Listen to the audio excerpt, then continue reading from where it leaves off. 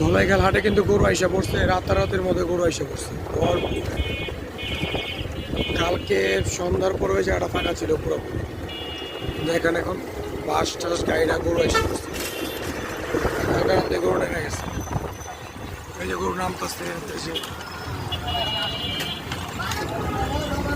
গরু আনলোডিং হইতেছে, কাজ চলতেছে। সবাই কেমন আছেন? ধলাইখাল হাটের থেকে স্বাগত।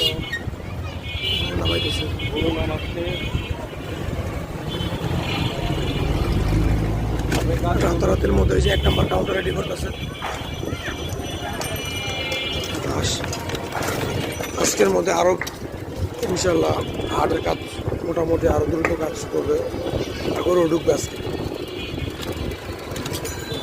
আপডেট পেতে পাশে থাকুন।